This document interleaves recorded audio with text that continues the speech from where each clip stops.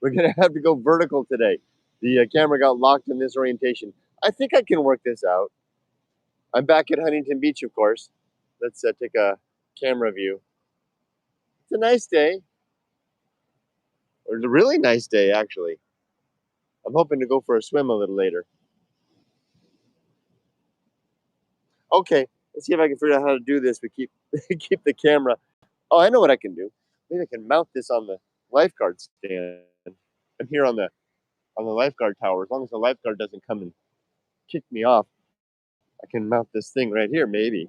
Let's try.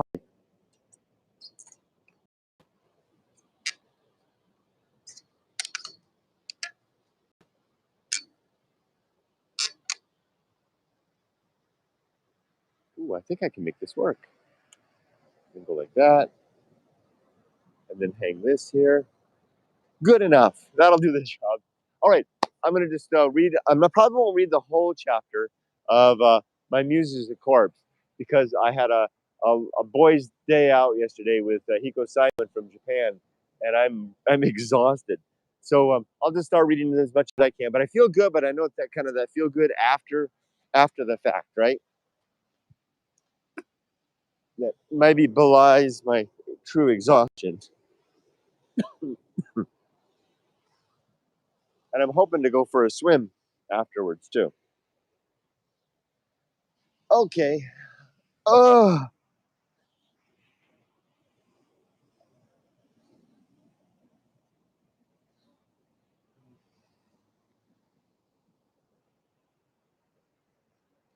All right. So My Muse is a Corpse is a strangely titled chapter, but I think it's quite apt for the message I want to give.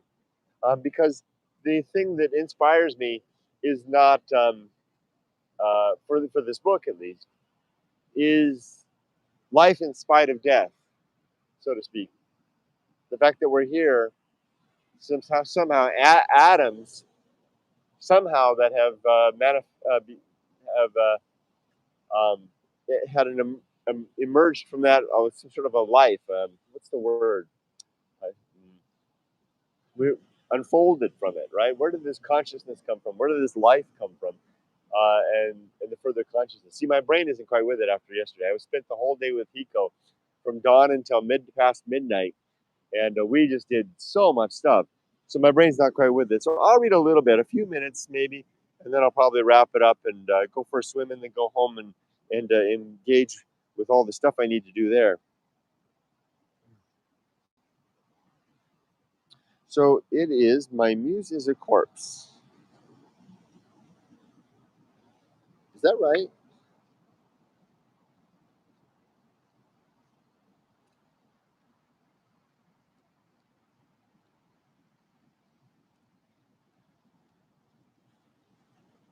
There it is. Okay. Starts with a big poem in the front. Or not a poem, it's really kind of just a short little disclaimer that I wrote. It says, let's start.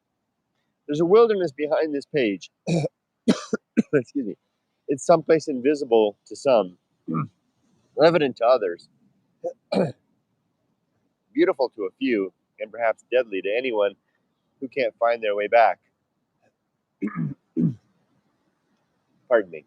I've left some signs within to a way out. It isn't easy. But then, what's worthwhile rarely is. I did not write this book to lure you to death, but to show you a way to good living, the way I found, a way which works. No magic is necessary, no trust, no faith, just courage and resolve and a will to live. So, turn the page now if you're curious. Come alone to a very real place. Leave your treasure behind.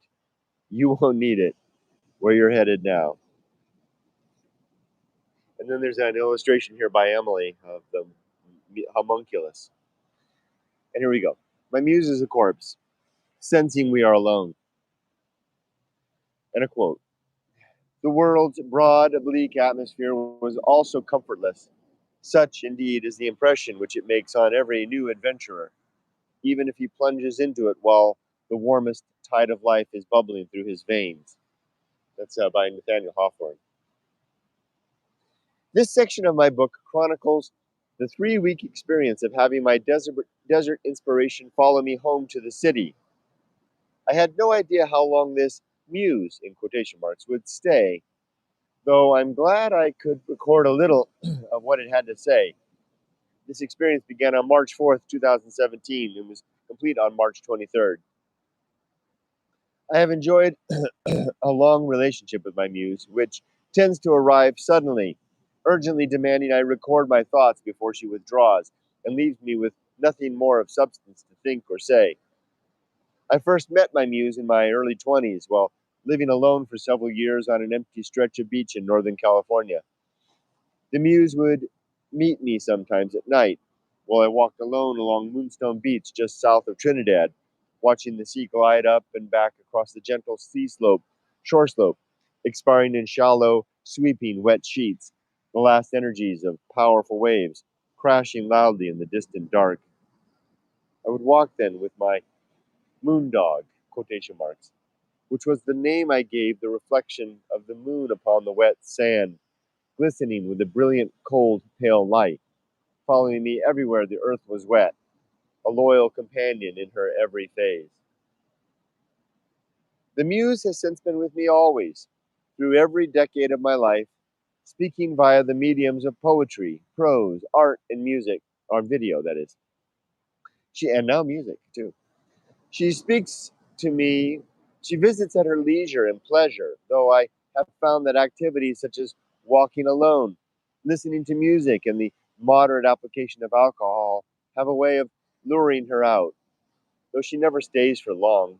And if I fail to listen or write down what she has to say when she's saying it, then her message will surely be lost. My muse will never speak to me in the presence of others, though sometimes I detect her voice when I read good books or hear interesting people talk, kind of the echoes from others. I have never fooled myself into thinking that my muse is anything more than my own creativity.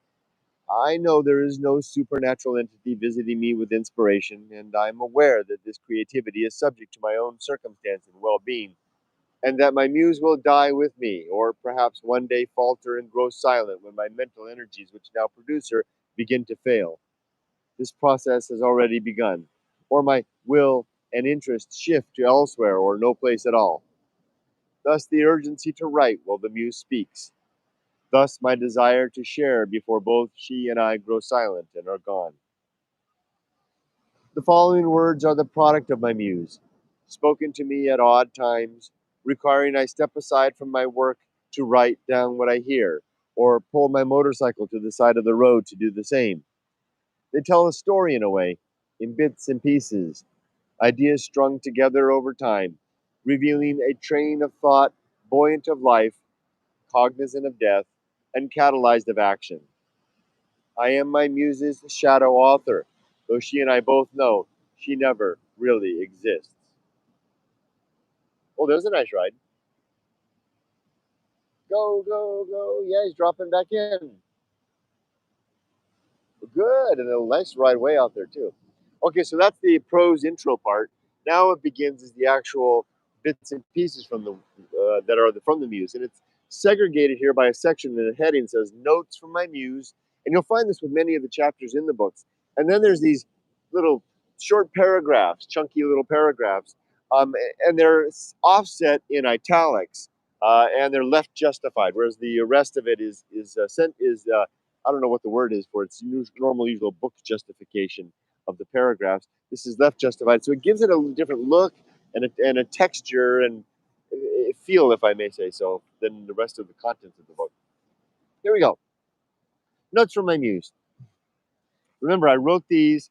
Well, another distinguishing quality of these notes from the muse is they require no editing. The standard prose in the book gets edited. This stuff doesn't get edited. You write it. I write it once, and it's done. Always, never, and I can't remember a single time that any of this stuff required a single word to change. That's another reason why I call it from my muse. It's like it's coming from somewhere else, perfectly made when I write it, and it's better writing than I can do on my own. So I think it has a whole different feel to it. It reads differently. Here we go. It's flattering to call my muse a corpse, as she is so much less. Having never been alive, she has no still heart, no snuffed out conscience, no darkened lattice of memory and certainty, and certainly no legacy of love and caring to echo through life, through time in life's wake. I call her dead by means of convenience, to call attention to what she has not, to highlight how far she is removed from the dearest possessions of life, and to enshrine her grave indifference with the startling, fearful aspects of what cannot possibly love, and has more in common with sand than the buoyant, striving, animate community of life. And then there's a pause. That was one muse capture. Muse drop. And then the next one, there's a little tilde, and then a next one, and then a tilde, and the next one. You can't see that, so I'll put a little pause between each one so you know that I'm switching from one to another. Number two here.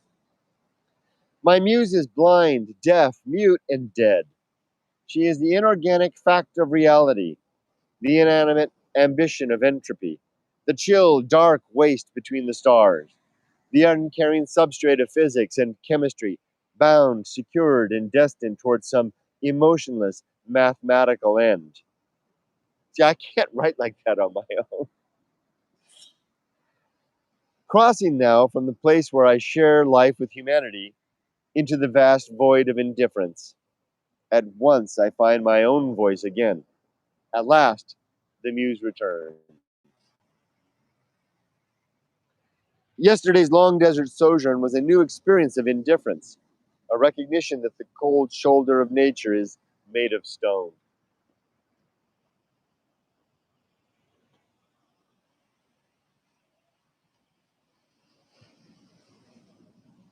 Yesterday's desert hike left little impression at the time, almost a disappointment, in fact. Yet in hindsight, I re-see those far and empty places. My thoughts come back to them over and again. I'm haunted by this past weekend's hike like no hike before. I'm pretty sure I went further than I should, deeper than I thought I could. My reward, the deepest draught of indifference my mind can yet withstand. Such an awful, fearful, terrible truth.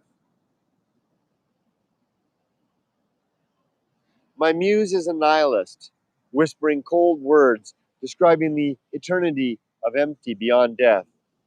She'll meet me only in lonesome places, like a conspirator or a thief. But really, she's a confidant, and perhaps my most honest friend, though she laughs at my fear and mocks my every vain hope. It's curious how the muse was nearly silent during my adventure last week in the deep water wilds. She normally only talks to me when I'm alone and at risk in very wild places. Instead, she followed me home this time to whisper barely audible thoughts throughout the week, touching my shoulder during meetings, suggesting ideas during my commute, smiling at me through a distant crowd. I wonder how long she'll stay, why she now talks to me here, what brought her here in from indifference. Oh, by the way, I forgot to mention that this whole chapter was recording a very strange 3 week, as I said in the intro part there, incident where the muse seemed to follow me back from the desert. And I was enjoying that experience here. So my dead muse here amongst life. It was a strange experience. That's what I was just describing in that last bit. But then the muse, after those 3 weeks, left and never came back. It really doesn't come here anymore, but bits and pieces just once in a while. It seems my muse did not follow me back from the wild to inspire my words, but instead to catalyze my will. How much easier to do right while hints of the void and empty swirl behind my head, and memory of the black mountains of indifference loom across the wasteland of dry earth. The thing which followed me out of the wild this week, which I've been calling my muse, isn't a ghost or a spirit or a force or anything beyond the scope of my mind. It's simply a lingering impression, the sting following a hard slap in the face, the cold, deep, indifferent reality of nature, a lasting effect of meeting the dead gaze of a universe which doesn't care, doesn't feel and doesn't know. I hope this impression lasts.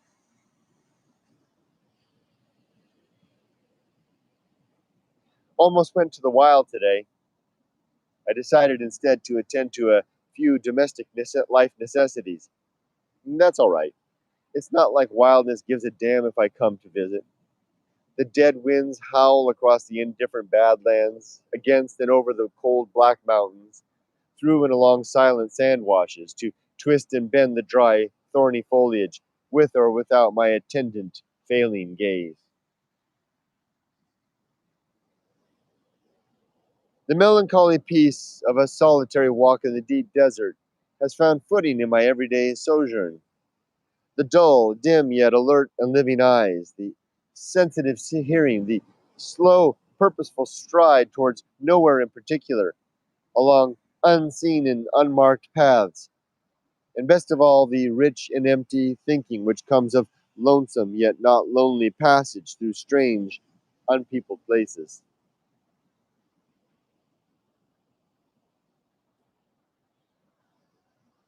A principle of deserts is that winds blow into their depths and point the way towards deeper desolation and the arid, disinterested heart of the wastes. While standing upon a broad open plain at night, invisible mountains miles distant on either side, their outline visible only by the interruption of starlight through the cold, thin atmosphere, a slight veil between the bare, stony ground and outer space. I shiver alone and cold, feeling the dead desert breath draw me in like a tide. The scope of my control extends to my actions and reactions and the consequences they might entail. Death is the realization of that creeping indifference which sweeps consciousness and being aside like fallen leaves and carries both memory and love along into the darkened night. To the quiet mind, indifference looms. No wonder then our myriad and incessant manufacture and attendance to distraction. The deep value of a solitary desert walk is the sobering recognition of a landscape and circumstance without any real escape. For though we may return to our warm bed and our fellows, the memory lingers of the cold night winds under the naked stars and the blistering sunlight across the vast landscape without refuge. Such impressions gain deep footing and purchase within the mind, but only when we go alone, and only when we go so far as to glimpse the very real and near point of no return.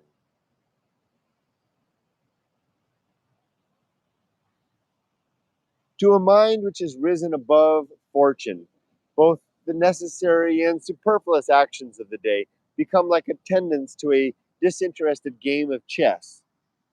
For while our mind and body must periodically engage the game and move the pieces, our deeper attendance is to matters more worthy of our true character and aim.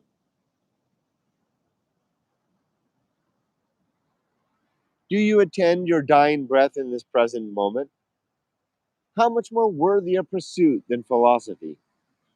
I'd rather reckon such exhalation in deep fastidious awe than the gilded words of the holy and wise. Indeed, if their wisdom be true, excuse me, indeed, if their wisdom be true, they'd silence their speech and mind in mute attendance of their own mortality and the consequent vista thus revealed. The fallow field of the well lived life is the time between riches, fame, and security, a time to cultivate a more true and honest harvest. The price of leisure is attendance to the fact of who we are and the choices we've made. It's no wonder then we sometimes choose for ourselves the slave's abject distraction.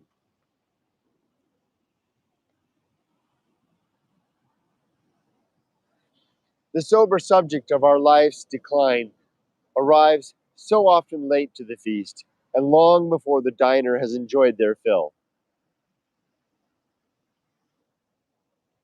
There's a similar sensation of precious anxiety which results of descending 40 feet beneath the sea on a single breath, or hiking 4 miles off trail into a stark and barren wild, but only if you go alone. There's a nice set. Oh, there's a big wave behind you guys.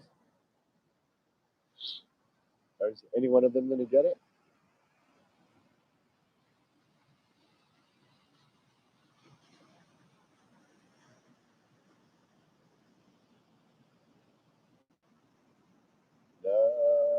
Nope. Not only the fact of humanity, but all trace or reminder of our race must be left behind before we can truly sense there is no God. That's a key point. Reason is the arbiter of virtue. What other force can provide a more accurate or worthy measure?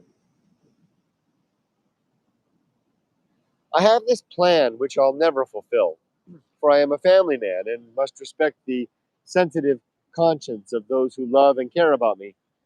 However, if I were alone in life and received my physician's forecast of pending death and were to have this counsel affirmed by a qualified another, then I'd make provision for a last and final journey into the wild, the desert, of course, to find my end in the wastes, alone and without succor, to face down indifference in its own awful light, stark and devoid, pale and blinding, cold and incapable of care.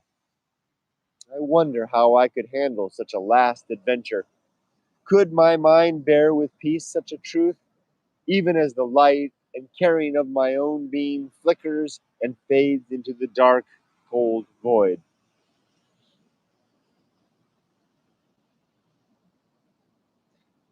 My muse seems lately at ease with her new surroundings, a transplant of the desert wastes to the living suburbs.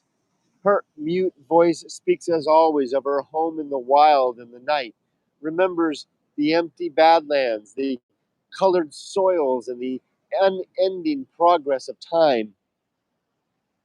She looks around her new surroundings, dead eyes, seeing nothing past the here and now, no regard for humanity, no love of virtue or charity, no preference or admiration of what is alive or dead. No wonder she seems so at home when I now realize she was here all along.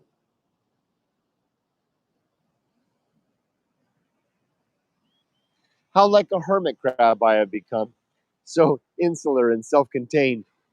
My needs, of course, extend to society. Indeed, I'd die without my fellows. And I like to hope my fellows might need me in some small way. Though beyond the sustenance of my person, I find now ample nourishment for the mind and spirit in such dull pursuits as the marking of time and the vain cataloging of the many pursuits, of the many treasures I am so fortunate not to possess.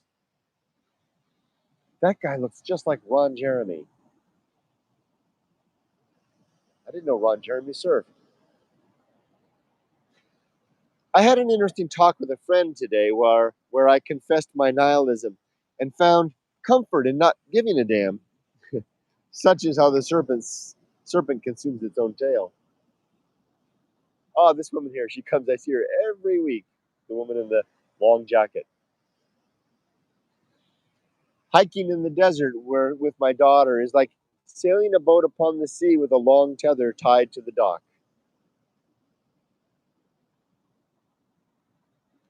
Emily and I visited the human femur I discovered in the desert last year. It's still there, despite the fact I'd notified the police. Maybe they didn't find it. Perhaps they gave up the search. After all, the bones are literally in the middle of nowhere. It's possible they determined the bones aren't human, though this seems unlikely given the absence of large wildlife in the area and the perfect match to human anatomy. I was rather surprised to note how much the bones had deteriorated since my last visit, further proof that our essence is essentially animated dust. I plan to call the sheriff's office again and offer to take them to the spot. It was strange being in the deep desert today my without my dead muse. Where could she have been? I suspect it's because I didn't go alone. In fact, I know that's the cause.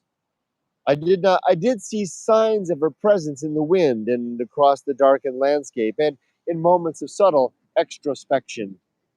Though to hear her cold words rise within my mind, I must remember to first deny myself the warmth of any companion and to face fully and alone the fact of all mortal dissolution and oblivion.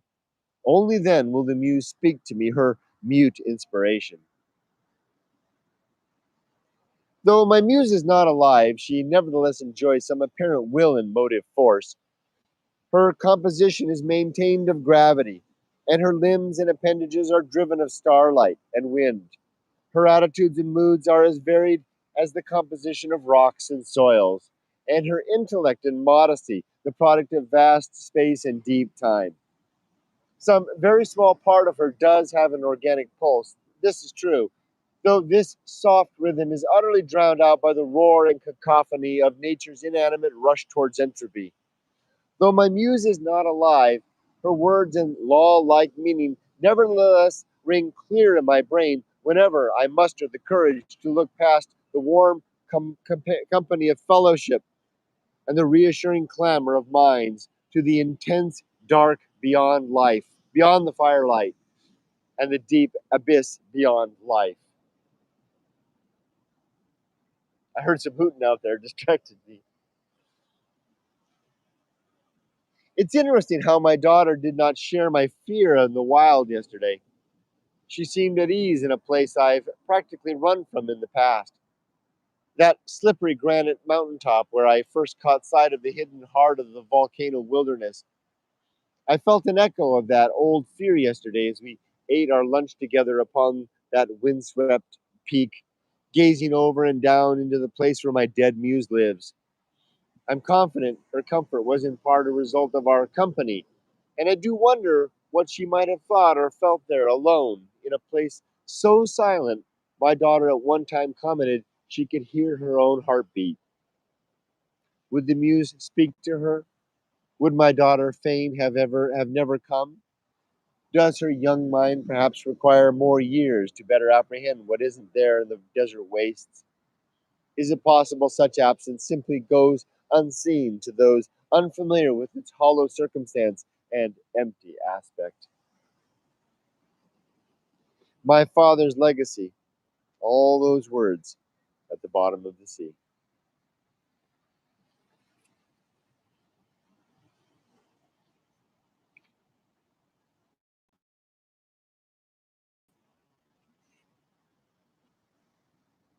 I think I'm going to stop here for today. I had a big day yesterday, long night, and my body isn't quite up to it. I should preserve my strength. I still have a day ahead. Wow, the surf is really kicking. Look at all these guys. There's some good waves. I'm going to go out there and go for a swim and have have a look see out there. It's a really nice day. Ugh.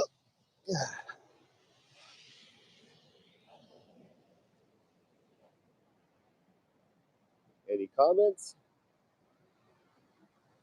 Let's see. Oh, oh, quite a few. I can't quite read them. It's not coming through. Tongue in cheek. Hi, tongue in cheek. It must be another glorious morning on the beach because you are there. Yeah, it is a really nice day. Summer has indeed arrived.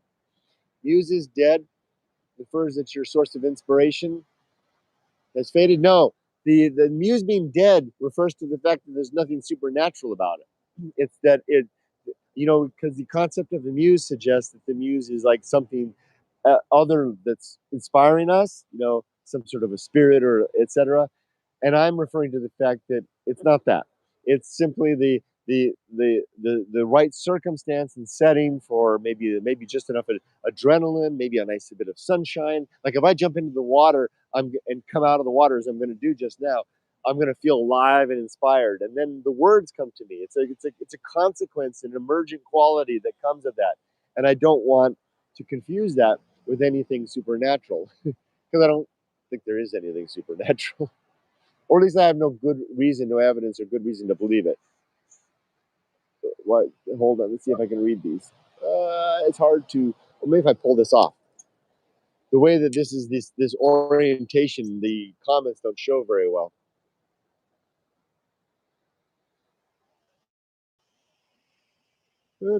Okay, well, and your voice signal is good. It has an artificial timbre, similar to Stephen Hawking. Poor mic location. Oh, really? Oh, maybe right there. Also, my voice is shot because I was talking to Hiko all day yesterday. However, you understandable. Thank you for letting me know. Moondog, yeah. Oh, it's like just as I described in the book, it's a reflection of the moon on the water.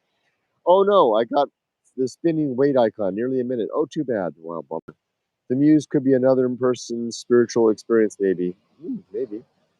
My best camping trips were solo, and now 30 plus years later, wish I had done much more bicycle touring. Yep. Hi, Andy. Good morning. Good reading. Oh, thank you, Bob Blue 1666. Tongue in cheek, Ron Jeremy. He's in bad place now. Court and cognitive decay. Sad end. Yeah, I heard he died. I have experienced the deafening silence in one of those super silence places.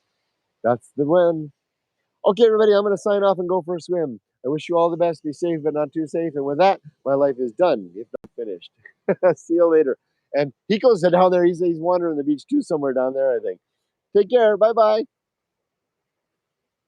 Time for a swim.